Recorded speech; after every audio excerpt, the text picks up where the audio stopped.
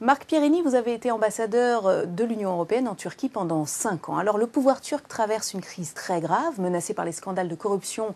Le Premier ministre fait le ménage dans la police, dans la magistrature, dans les services publics, y compris d'ailleurs dans la télévision.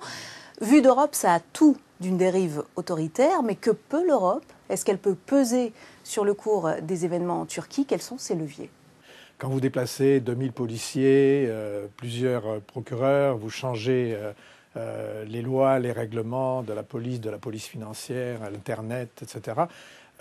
C'est une mesure de défense, c'est presque, je dirais, une admission de culpabilité. Malheureusement, les mesures qui sont prises représentent un recul de l'état de droit, tout simplement. Et c'est ça qui fait problème ici à Bruxelles et dans nos capitales.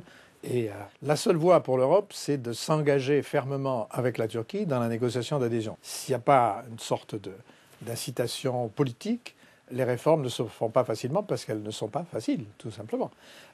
Donc c'est ça qu'il faut renouer, pour autant que le pouvoir turc le souhaite.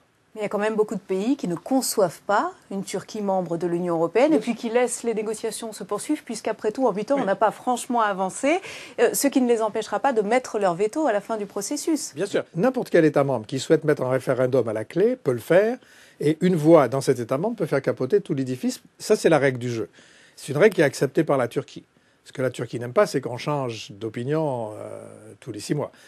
Mais je crois que du point de vue européen, le problème n'est pas l'adhésion. Du point de vue européen, le problème, c'est la démocratie en Turquie. La Turquie, c'est aujourd'hui 75 millions d'habitants, ce sera 85 dans 10 ans. Et une Turquie démocratique et stable, c'est dans l'intérêt de l'Europe.